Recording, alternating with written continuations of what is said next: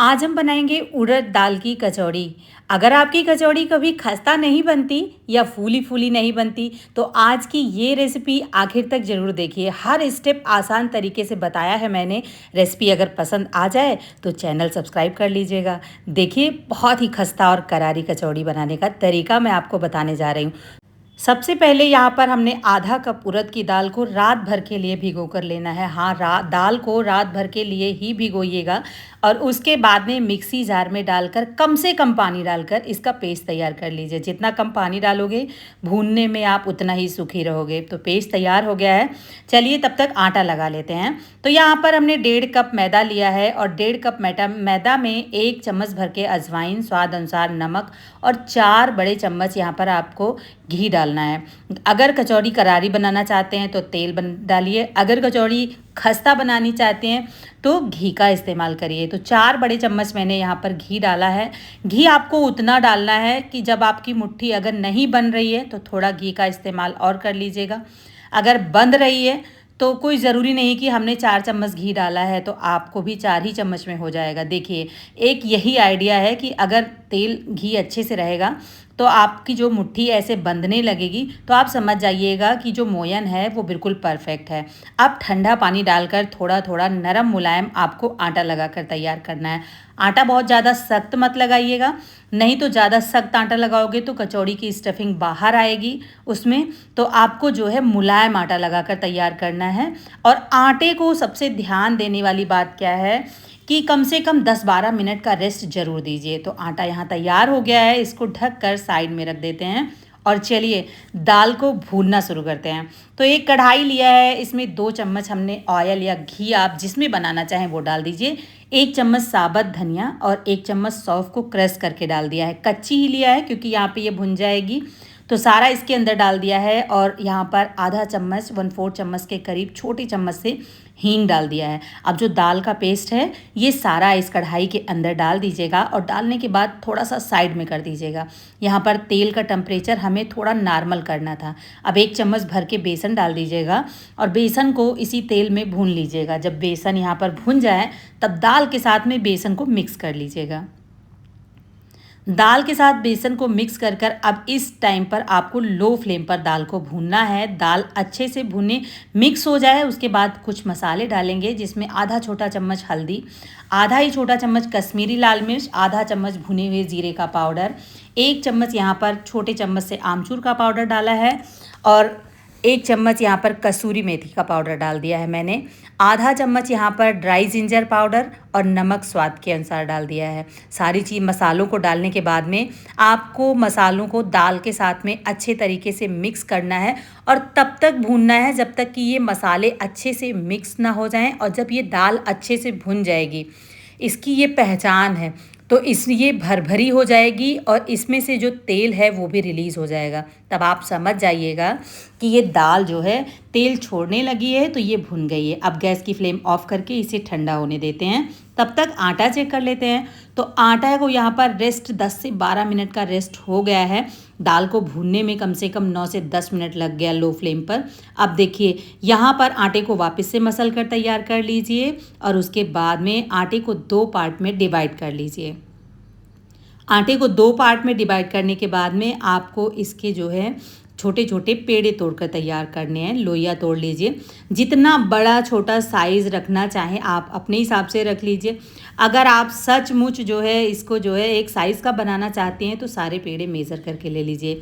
अब यहाँ पर जो दाल है ये भी भुन के तैयार हो गई है अच्छे तरीके से। तो अब क्या करेंगे कि इस दाल को जो है हाथों से मसल लेंगे अच्छे तरीके से और मसलने के बाद में इससे जो है छोटे छोटे ऐसे लड्डू के शेप में बनाकर तैयार कर लेंगे। इससे स्टफिंग करने में बिल्कुल भी परेशानी नहीं होगी, बहुत ही आसानी से स्टफिंग हो जाएगी। तो एक एक करके बनाते जाएंगे और अलग इसको बाउल में रखते जाएंगे। इस तरीके से बनाने से आप कभी भी इसको स्टोर करके फ्रिज में रख लीजिए 5-6 दिन 7 दिन आराम से जो है जब आपका मन करे तब गरम गरम कचौड़ी बनाइए और खाइए। तो इस तरीके से आपको ये भी आइडिया लग जाएगा कि कितनी कचौड़ी हमारी बन के तैयार होगी। तो यहाँ देखिए सारी जो है इसी तरीके से मैंने बनाकर तैयार कर लिया है। अब क्या करेंगे कि इसको साइड में रखते हैं और चलिए कचौड़ी स्टफ़ करते हैं।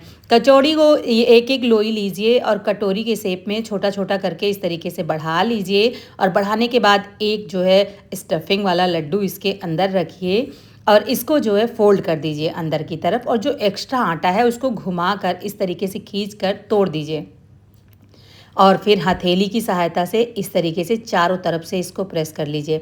इसमें बेलन वोलन चलाने की कोई ज़रूरत नहीं है। अगर आप नहीं कर पाओ तो चाहे आप बेलन से भी कर सकते हो, लेकिन ये हथेली से अच्छे से हो जाता है। तो इसी तरीके से सारी कचौड़ी एक के बाद एक आपको भर कर यहाँ पर तैयार कर लेना है। इस तरीके से आप स्टफिंग बनाकर रख लो और आटे की लोई तोड़ कर रख लो। तो जितनी मर्जी हो आप एक साथ कचौड़ी भर के रख लो और जब आपको फ्राई करना हो तो फटाफट आप फ्राई कर लो। कचौड़ी को बिल्कुल टाइम नहीं लगता है और जो भी एक्स्ट्रा आटा है ये निकलता जाएगा और इससे एक अलग जो आटा बचेगा उसमें हम ऐड करते जाएंगे। देखिए इस तरीके से आपको सारी कचौड़ी जो है बनाकर तैयार कर लेना है। बहुत ज़्यादा पतला नहीं करना है, बहुत ज़्यादा मोटा भी नहीं है। तो सारी कचौड़ी यहाँ पर बनकर तैयार हो गई है और जो बाकी की बची हुई स्टफिंग है इसको मैं रखूँगी।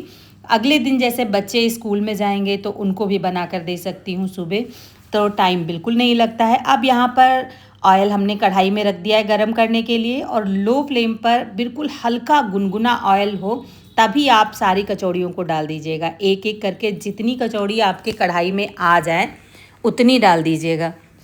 डालने के बाद में आप जो है इन कचौड़ियों को घुमाकर जब थोड़ी देर हो जाए, आपको लगे कि ये जो कचौड़ियाँ हैं ये अपनी जगह छोड़ने लगी हैं, ऊपर आ गई हैं, तब थोड़ा थोड़ा करके तेल इन कचौड़ियों के ऊपर डालिए और हल्का सा चम्मच से हिला दीजिए। बहुत ज़्यादा कचौड़ी को आपको छेड़ना नहीं है। एक एक कचौड़ी जब डब्बे की तरफ फूल के ऊपर आने लगे तब आप इनकी साइड चेंज कर सकते हैं। तब आप हल्का सा गैस की फ्लेम को बढ़ा भी सकते हैं।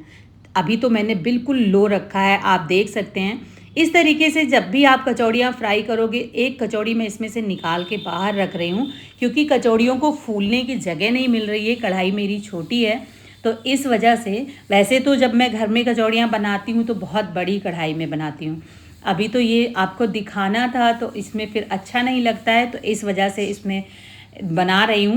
अब एक एक करके इन कचौड़ियों को बढ़िया सा कलर आने तक फ्राई कर लीजिएगा। देखिए फ्रेंड्स, एक एक कचौड़ी कितनी बढ़िया डब्बे की तरह फूली है और बिल्कुल खस्ता और करारी कचौड़ी बनकर तैयार हुई है। अब जब दोबारा आप कचौड़ी डालें तब एक बात का विशेष ध्यान रखिए, गैस की फ्लेम ऑफ कर दीजिए, तेल बिल्कुल नॉर्मल गर्म होने दीजिए। मैंने एक जो कचौड़ी निकाला था वो इसी गर्म तेल में मैंने फ्राई करके निकाल लिया है और तेल जब एकदम टेम्परेचर नॉर्मल हो जाए तब आप दूसरा बैच छोड़ दीजिए कचौड़ी का और ये जब धीरे धीरे फूल के ऊपर आ जाए तब आप गैस जलाइए और गैस जलाने के बाद थोड़ा थोड़ा तेल इनके ऊपर डालिए और इन्हें भी इसी तरीके से जो है फ्राई करके निकाल लीजिए। तो आज की ये कचौड़ी की रेसिपी फ्रेंड्स आपको कैसी लगी कमेंट करके ज़रूर बताइएगा। आप कहाँ से इस रेसिपी को हमारे देख रहे हैं ये भी बताइएगा। आपका कमेंट बहुत हमें पढ़ना अच्छा लगता है। तो देखिए सारी कचौड़ी यहाँ पर मैंने इतनी सारी बना ली है, बाकी की मैं बाद में बनाती रहूँगी। तो देखिए एक कचौड़ी मैं आपको तोड़ कर दिखाती हूँ। देखिए कितनी खस्ता और कितनी करारी, बहुत ही टेस्टी कचौड़ी बनकर तैयार हुई है। एक बार आप इस रेसिपी को ज़रूर ट्राई कीजिएगा। फिर मिलेंगे एक स्वादिष्ट रेसिपी के साथ। Bye bye, take care, thanks for